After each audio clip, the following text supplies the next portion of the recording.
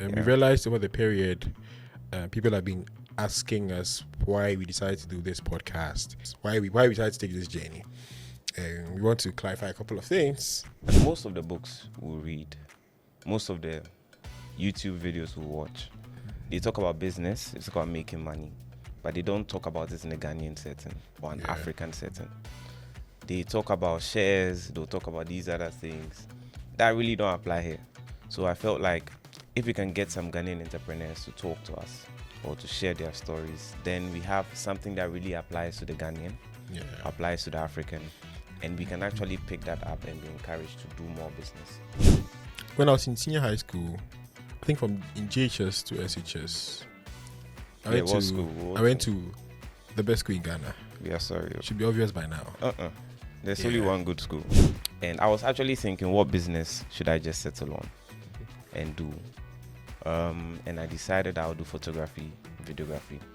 Because, there's this verse in Matthew that talks about how in the last days, in the days of Noah, just like in the days of Noah, it's in Matthew 24, I think, talks about how people will be given in marriage, people will be drinking, people will be partying until the very last days. And I said, it's like marriages will always happen. The idea for the kind of project I'm involved in now, Edira, came somehow around that time. Yeah, but we didn't really push it much until after school. After school, I was doing my national service, and then we had a couple of experiences. But what gave me the inkling, the push to really revisit this thing properly was in 2020.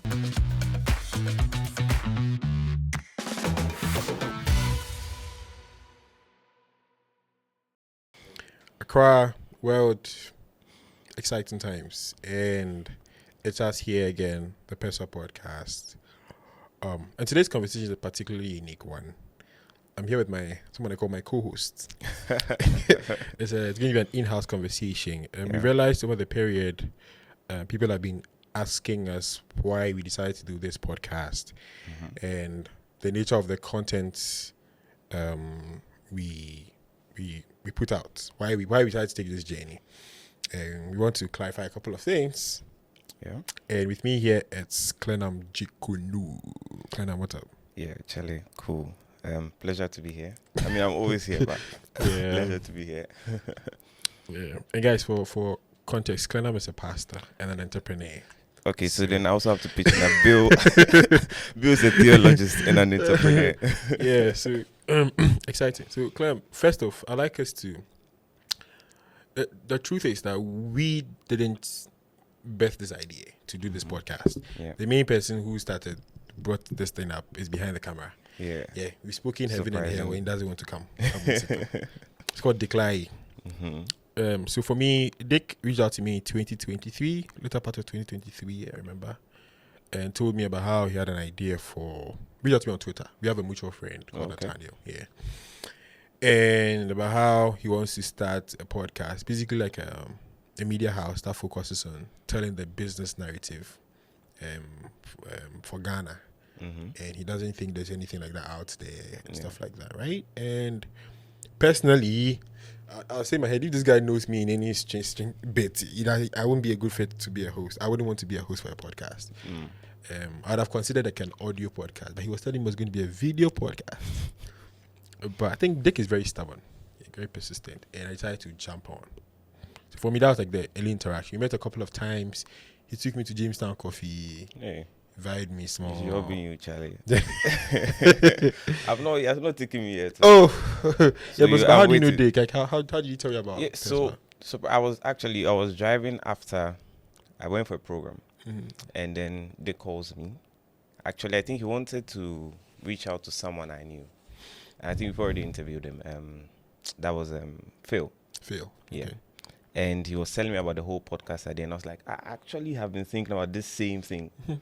And if someone is already on that path, I think I would also really like to just partner, and then we just try and get it done. Because I also have that same idea that a lot of the stories are not yet out there. Yeah. And so him reaching out to me, I think it was divine in a certain sense. Yeah, man of God. Charlie, this guy. Yeah. So, like, I mean, I get that you tried to hop on, agreed to do it. Yeah. I mean, of course, aside the fact that he's an amazing guy, I'm sure there must be a reason, because you just said you're also thinking about Yes.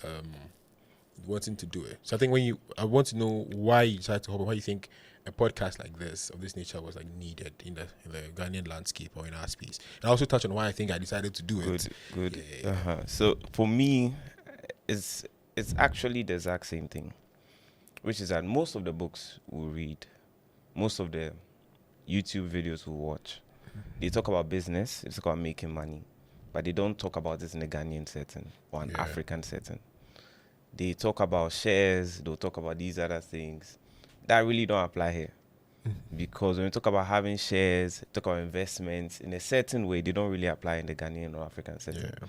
So I felt like if we can get some Ghanaian entrepreneurs to talk to us or to share their stories, then we have something that really applies to the Ghanaian, applies to the African, and we can actually pick that up and be encouraged to do more business. Yeah. So that was where my mind was as we were starting. As he was talking to me, I was like, oh, Charlie, solid idea, yeah.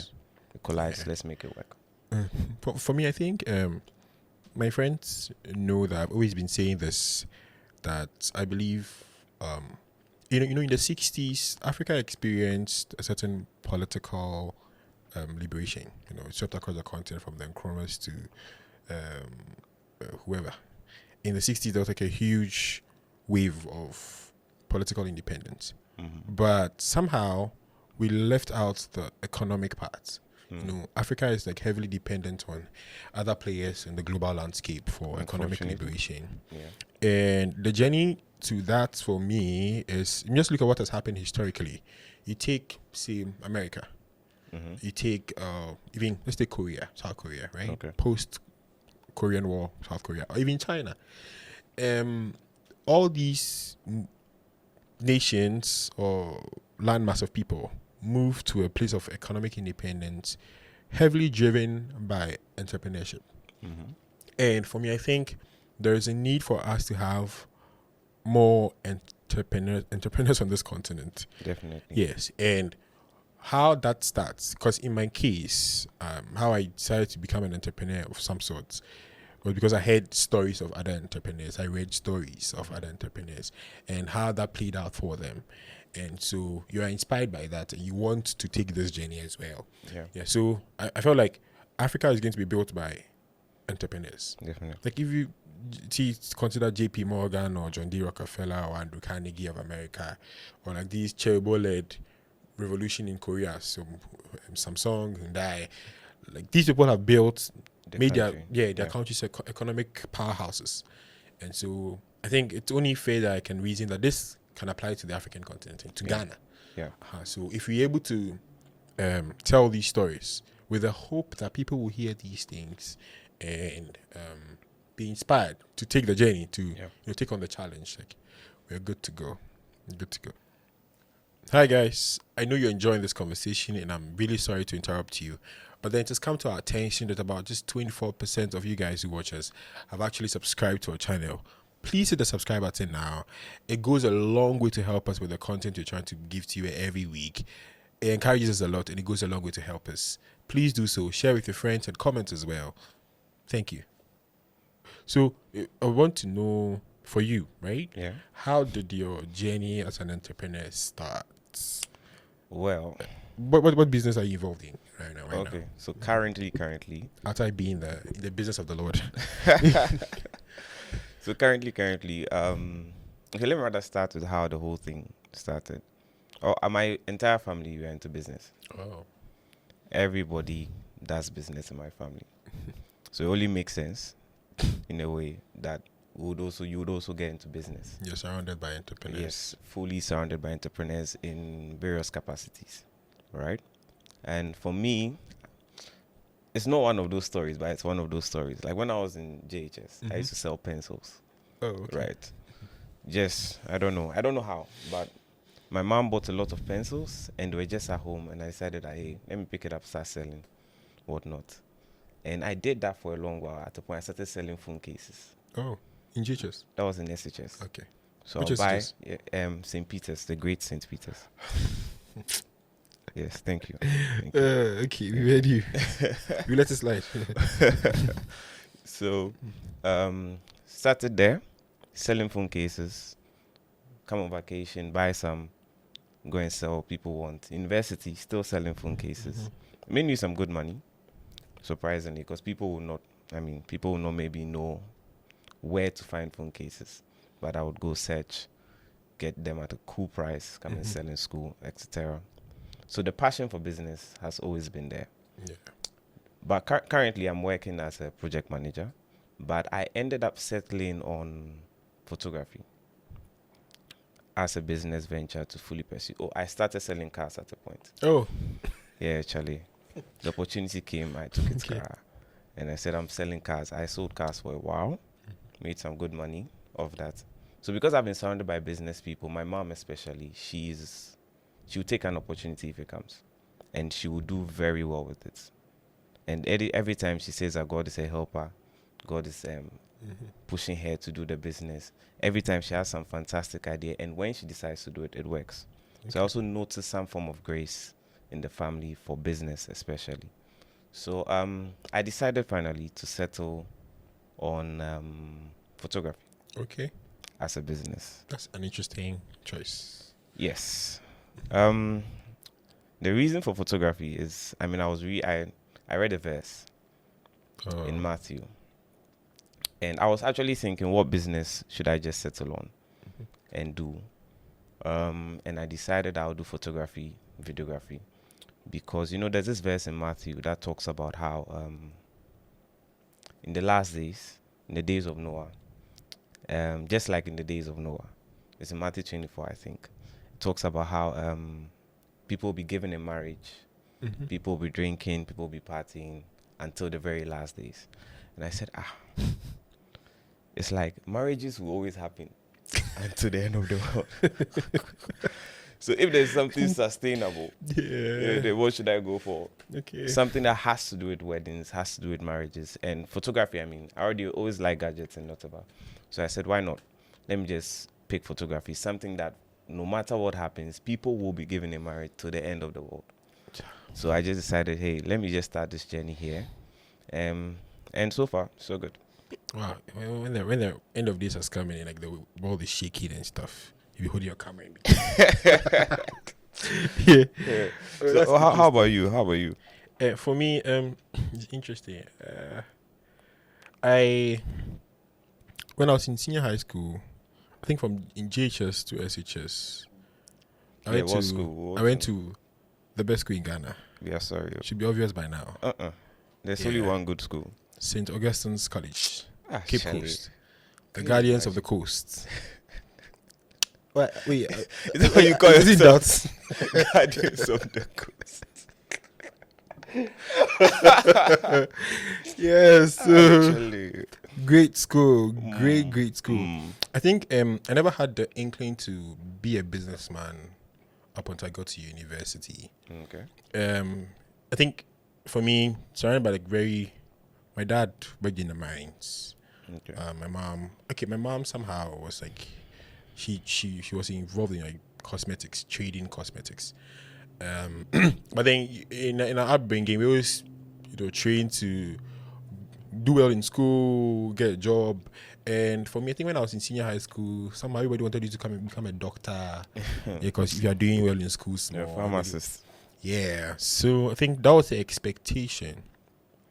But I think when I got to find out SHS2, SHS3, I got exposed to the Ghana Robotics Academy Foundation program, right? Oh. And we got a chance to go outside the country, represent Ghana in the Olympiad and stuff like that. And for the first time, I wasn't thinking about becoming a doctor. Now I became exposed to coding, doing robotics. And I was like, okay, there's something outside this whole, you have to become a doctor thing, right? And which was worth exploring. So I think I decided to take the route of, I wanted to become an engineer. So I think when I went to uni, it was, I think, second year. I started reading these books, Kiyosaki's Rich Dad Poor Dad, James Allen's As a Man Thinketh, like all these books that seem to highlight on some sort of freedom and pursuing adventure in business and stuff like that. So I did a couple of things in uni, to be honest, funny enough. I think my first business was my friend Alex and I. One time after a prayer meeting, we decided that we're going to start selling frozen foods. Hey. So like we realized people were going from campus to off campus to go and get like chicken and fish. So we started our own cold store business. Yeah. So we go and bring the things from town. Yeah. And then we were circulating it and like telling people we were selling frozen food.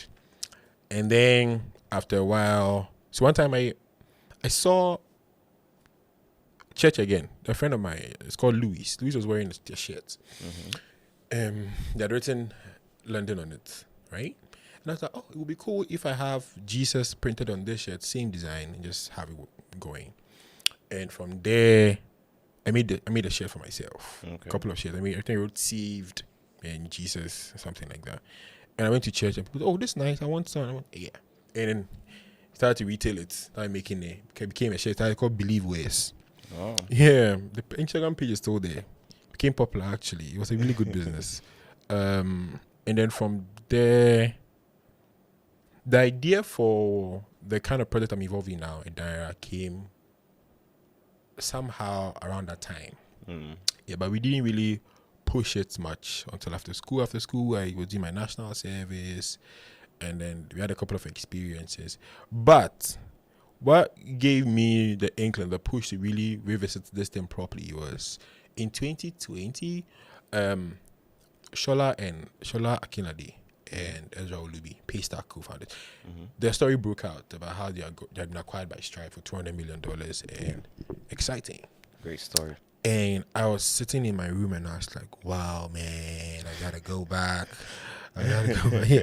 So now currently, as an entrepreneur, I think I call myself a credit entrepreneur, heavily focused on credit in Ghana. I'm involved in a couple of projects in that regard. So there's Edira. So Edira, essentially, we help tenants find homes. They pay rent. We pay rent monthly instead of paying rent. In Ghana, I pay rent for 2 years advance, a year advance, and stuff like that. We are solving that problem. So we help you find a place. You pay rent monthly, and then you build credit score from there. And there's another project called Drive, similar to Edira, but then this time it's for the mobility space. So these Uber drivers and Bolt drivers and stuff. Some of them need some sort of financing to buy cars. In Ghana, you have to pay for everything up front, and most people can't afford that. So, dabbled in that space a while, provide vehicle financing, and then people pay for the car note on the weekly term. And essentially just navigating the credit space as a businessman. And that's been the bulk of my journey so far. I mean, the other side projects, but those are like the primary main ones. Yeah. So that's been my journey as an entrepreneur, and it's been interesting. So so far, what do you think has been like how has the podcast fared for you? Right? How do you think we are going? Because how do you think we are going so far? Your thoughts on what we've done so far, and where your hope is that this thing is going to get to. Yeah, I think that so far it's been really going well. Some of the stories we've had on here are quite inspiring. Right? And feel like I think we've started well. Let me say it that way. That we've started well, that we've gathered some pretty unique stories that honestly even me I may not have known. Right? If those people hadn't come on here and shared their stories. Like the kombucha story. Right? It was I had never heard of the product before. It was because of this podcast that even came to life. That there's a whole that's it. We don't have kombucha. You don't have kombucha here. Yeah. So if you're watching this. So that was a really inspiring story. And then when it came to Phil, for instance, I didn't know I knew him as a shoemaker. I knew that he makes really great shoes because I buy shoes for my dad from there. And I didn't know he made shoes for Prince Charles. Yeah. And that was amazing because for a Ghanaian to get to that point, it's really fantastic. So I think that there are quite a number of stories out there, and I think that we are pushing really, really great stories. And if more people watch, they'll be inspired that a Ghanaian can get to a certain level. Yeah, where you are even making shoes. There was this girl who did, I forget her name. There was one that came on, or we've not yet released that episode. Oops. Who? Was it Marwins or something? Marwin, who made the outfit for the Vice President of the United States? Yes. She's the one. Have we released that episode? Not yet. Yeah. Well, watch out for it. Watch out for it. Yeah. So that was something like that. It will inspire Ghanaian that, I mean, I can be world standard. Yeah. I can be out there. You know, my business, the name we decided to give it was Example Studios. Okay. Right? And the reason for that was, again, from a verse in Timothy. Man of God. Sopho, don't do this. It says that this is a key for you to be reading your Bible. Ideas be coming to you. Yeah, I mean, yes, definitely. Read your Bible. Many ideas. The Holy Spirit will speak to you. Is that be thou an example to all believers. Okay, and that the fact that a Ghanaian who is a believer can sort of become the standard, that people now look at you and say, I want to be like this person. Because you don't see a lot of people saying that. Maybe you look at the people abroad, look at a lot of white people, you look at a lot of people in America and say they want to be like them. But hearing these stories, someone can actually say, I actually want to be like this woman. I actually want to be like this guy who did a shoe for Prince Charles. I want to be like Captureville. I want to be at a certain level. Now you become the standard, and it even makes it more possible because you are someone that they can see, someone that is a little more practical for them. And you are in the same setting, the same government that is ruling us, the same environment that we are all in, but you have been able to achieve something. Yeah. So I think that we are on a good track as we're sharing these stories out there, and I believe that the more stories we share, the more people that will be inspired. And what do you hope to see moving forward, like in the next 2 years, 3 years, with Dick as usual behind there? I mean, I'm looking forward to like one day Dick will come and sit here. Yeah. Oh, I mean, I'm really looking forward to having some really big names coming. Yeah. For me, it sounds like a stretch, but it would be great if we can get, like, assuming we could get somebody who is world standard in sense, like, let's say manage to get Elon Musk, exactly, like, or Bill Gates to come and sit here on this podcast. I mean, at that point, we've really done it. Yeah, so I'm looking forward to something like that. Yeah. And I think that we can get there. Yeah, we will get there. We will get there, definitely. And you talking about like constantly getting ideas from scripture and verses. In 2017, VLC, there's this program ICGC organizes for young adults called Vision Leadership Conference. I told you when we were in uni, I was like reading a lot of books and just trying to explore. Going for prayer meetings. Yeah. Exactly. We went for this one, and then Dr. Otabel came to preach a sermon. The first sermon that day was by Dr. Teteneti. He is the founder for Marshall's University. Okay. And I remember the title of that sermon so well, Poppies Too Can Bite. And essentially giving the narrative that wherever you come from, whoever you are, you can leave a dent on the universe and like you can make a mark. And that was the first session. The second session, Dr. Otabel comes and then he teaches us on be world class. Wow. Really ties into what you're saying. Yeah. And it was essentially talking about the dominion mandate and how God has put this mandate in us to go out there and subdue the world. Yeah. Right? In your own way. And I think from there, after that vacation, I went back to school and I was scouring for an opportunity to do something. Yeah. So, yeah, church helps. Yeah, it does. And then God and the Bible and the verses. But for me, I think with this podcast, I was telling Dick that in our own way, we can use this as an instrument to create a really vibrant community of entrepreneurs and founders in this country, right? Yeah. Live events, personal events, even hosting, having our own incubator, accelerator, pushing the narrative, become like a conduit for people to receive even funding for their businesses, and talking to more people, and to the point where the stories we tell here are stories we helped create. You understand? And that would be like really exciting to see moving out of Ghana to talk to other African founders. Yeah, that would be great. You know, one time Dick was asking me if we could speak to, if you're shooting every week, can we release episode for, what's it called, 58 or 54 entrepreneurs in there? Can we talk 54 entrepreneurs in a year or 58? And I was like, if you think world class, that's like a really mega number. So that's the goal. And yeah, step by step. Yeah.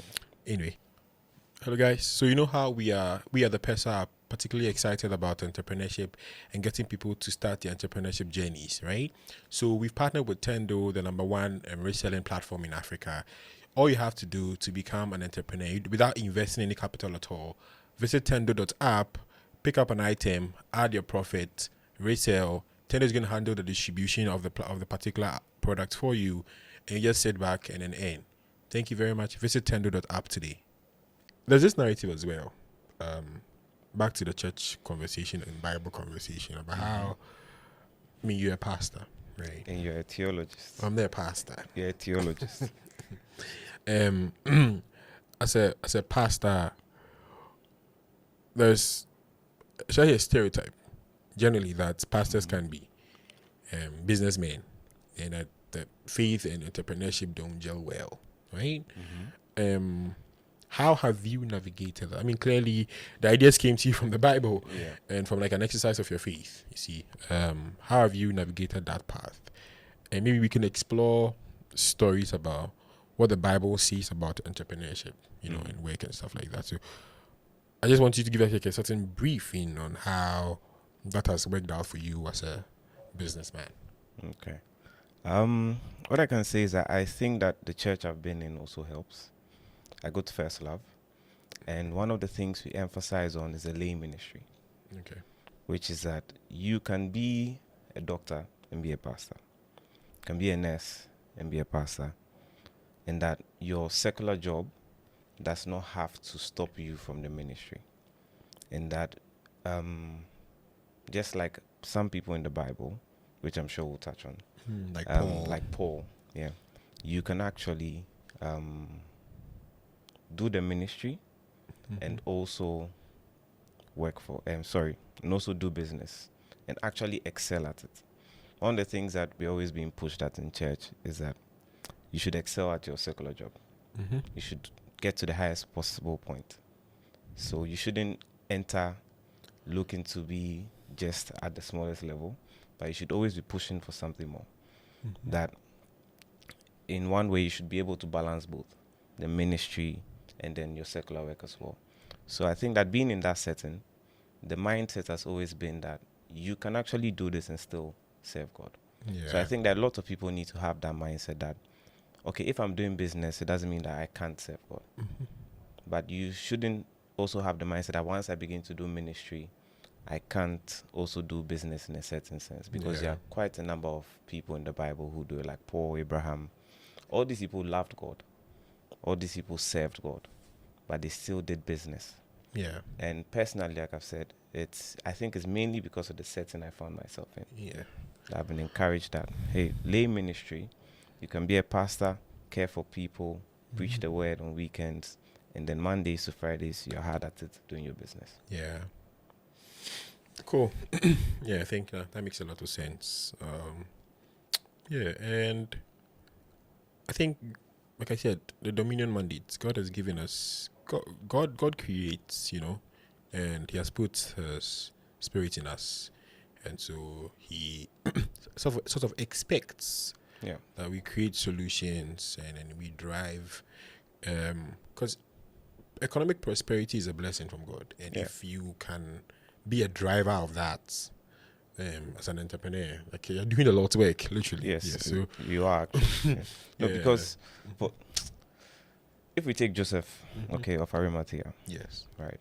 Joseph of Arimathea was a disciple of Christ. Yes, like how the other 12 were also disciples of Christ.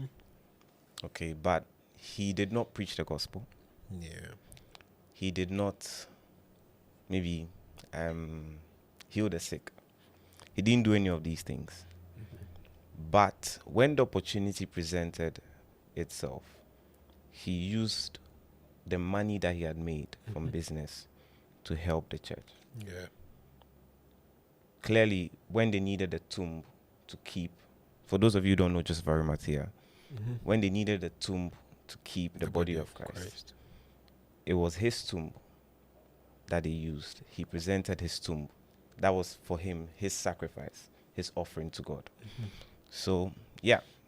And like, I think you could just segue into this and talk about Paul, right? Many people don't know that Paul was a tent maker.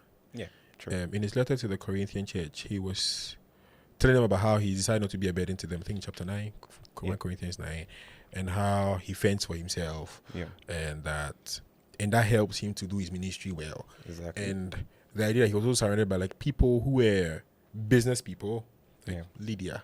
Yes. You know, the purple woman. Yes, Purple. who was financing Paul's missions and helping Paul as a man of ministry. Yeah. Priscilla and Aquila. Yes. Also. Yes. So, tent makers as well. Yes, tent makers, and then they push the ministry. So I think they really go hand in hand, right? Yeah. You mentioned Abraham. Yeah. Yes, Abraham. What do you want to say about Abraham? Well, Abraham initially was called by God. Now, you think that maybe the calling was perhaps to come to full-time ministry in a certain sense, to be a priest. But when God called Abraham, he didn't call him necessarily to be a priest. Yeah. Although in some sense he was actually a priest. He was a prophet. So that tells you that he was a prophet, but he was also one of the richest men in the Bible. Yeah. So it shows a good example of how you can balance ministry, being called by God, and then still working for God. I mean, in terms of prosperity. I think that sometimes Christians tend to shy away from prosperity and from work. Or they may use ministry as an excuse to not do well and not really work. I mean, Paul touched on that when he was speaking to the Corinthians, and I think even in Thessalonians, he spoke to them and was saying that if you don't work, you shouldn't eat. The one who doesn't work shouldn't eat. And he was talking about himself. And before, the verse before, he was talking about himself, and he was talking about that he had to fend for himself so that he wouldn't depend on them. Yeah. So it's a Christian shouldn't necessarily shy away from work. Yeah. Because work is also what God gave us. You know, when God created Adam, the first instruction was work, actually. Work is from God. Work is given to us by God. And work is supposed to be, in a certain sense, for his glory. Yeah. To his glory. As a Christian, if you're working, you should be doing this for his glory and to his glory. There's a verse which talks about how we shouldn't do things as if we are working for man, but we should do things as unto the Lord. To the Lord. So you may be working for someone, you may be having your own business, but the idea is that as you're working, as you're trying to prosper from your business, the aim of your work is to be given glory to God. So, and God blesses effort. I feel like I'm going somewhere, but Abraham. Yes. A more recent example to that is a more modern example is John D. Rockefeller. I think a couple of previous episodes I've shared the letters he shared with his son, and he was a founder of the Standard Oil Company, one of the biggest private companies the world has ever known. At a point, it became so intimidating, like the antitrust law had to be put in place to break it into parts. This man single-handedly at some point in time was with like 2% of the whole American GDP, right? Yeah, the man who ran for Elon Musk to work, or who worked for Elon Musk to run. And if you read his biography, there's this popular biography of his by Ron Chernow. It's called Titan, The Life of John D. Rockefeller. And I recommend that book to anybody. He keeps highlighting all through his story from childhood, telling his friends and his siblings that he feels that God has called him to build wealth for his glory. And at the end of the day, his wealth is going to go back to the church and to support Christian ministry. At the heart of his powers, he was still a Sunday school teacher. You see, so you look at the man like that and you say, okay, well, it is doable. Yeah, you know, we can have people who are sitting like the corridors of power, who have their companies a part of like the top 100, top 200 well performing stock companies in the world and actually be believers, and they're doing it because God has called them to do that. Exactly. Yeah. So that shouldn't be far from. But on Abraham, still, I think one thing as entrepreneurs consider, some lessons to deduct from the life of Abraham is partnerships and to sacrifice to make partnership play out. The scenario with his is it cousin, nephew, Lot, and how he laid the cards down. He said, okay, well, this is where we are now. I think it would be best if you choose where you want to have your flock feasts, and I'll choose mine. Just a sense of collaboration. I don't want things to be messy. I want us to have a playing field and set the marks and know who is going where, and that's like something personally for me with him. When people I work with and how I approach things, let's set an order and let's work together. And let people have their way. Most time, you don't have to always have your way. Yes, be a little sacrificial. And excited. So I think hopefully in the next conversation, I'm really liking this line of conversation. We will really drill down on faith and entrepreneurship and explore these Bible characters more and then have these conversations. I think it's been like an interesting conversation. It has. Thank you, Klenam. Thank you, man of God. Thank you to you. Are you going to share the grace with us? Okay, all right. So Accra World, we hope we've answered your questions on why we decided to start this podcast. We hope we have spoken well for Dick, especially. And see you again, Idua.